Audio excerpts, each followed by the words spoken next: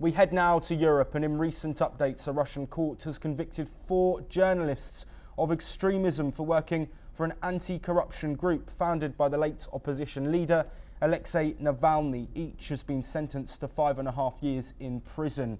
At least 35 civilians were killed and 119 wounded, including children and a newborn, in a Russian missile attack on Ukraine's city of Sumy on Sunday. Ukrainian President Volodymyr Zelensky called for a tough reaction from the world following what he called a scoundrel attack. Well, in retaliation, Ukraine claims it struck a base of Russia's 448th Missile Brigade, reporting secondary detonations, but no confirmed casualty figures have yet been released. This confrontation is now led to the Russian and Ukrainian counterparts accusing each other of violating a tentative US brokered deal to pause strikes. NATO Secretary General Mark Rutte visited Odessa, reaffirming full support while rejecting Donald Trump's claim that Kyiv started the war. Russia is the aggressor, Rutte said, also backing Trump's current push for peace talks. Let's listen in to Mark Rutte. Even hundreds of hospitals and medical workers have been targeted over the last years.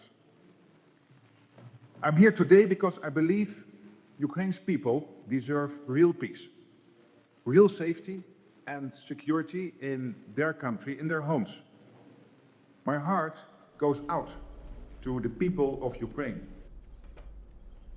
Meanwhile, tensions flared over a tentative US brokered truce, with both Russia and Ukraine accusing each other of attacks on energy infrastructure.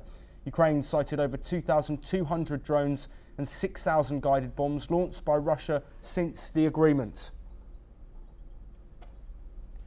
We head back to the Indo-Pacific, and China and the Philippines are accusing each other of dangerous manoeuvres near a disputed shoal in the South China Sea. The latest confrontation escalated after a Chinese Coast Guard vessel reportedly sped up and manoeuvred to block the navigation route of a Philippine vessel. China's Coast Guard claims the Philippine ship dangerously approached, alleging it attempted to provoke a collision. In response, the Philippine Coast Guard deployed a surveillance plane to monitor a Chinese research vessel operating in northern waters close to Taiwan. China claims nearly the entire South China Sea, a position that continues to heighten tensions with its coastal neighbours, including the Philippines and Taiwan. In a key address on Tuesday, Iran's supreme leader Ayatollah Ali Khamenei called for a significant shift in the country's economic strategy, emphasising the need to deepen trade relations with major Asian economic powers. Speaking to government officials in Tehran, Khamenei highlighted the importance of prioritising ties with neighbouring countries alongside broader partnerships with economic hubs such as China, India and Russia.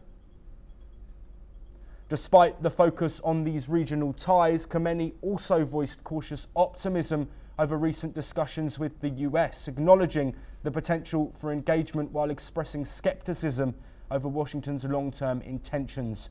The shift in priorities comes as Tehran looks to secure its economic future amid ongoing international challenges. Let's listen in to what the Supreme Leader said. حرکتی است تصمیم گیری شده داره اجرا میشه و در این قدم های اول هم خوب حرکت شده، خوب اجرا شده. بعد از این هم بایستی کاملا با دقت دنبال بشه. خطوط قرمز مشخصه، برای طرف مقابل هم مشخصه، برای ما هم مشخصه و دنبال بشه مذاکرات به شکل خوب. ممکنه به نتیجه برسه، ممکنه نرسه. We move on now, and a Peruvian court has sentenced former President Ollanta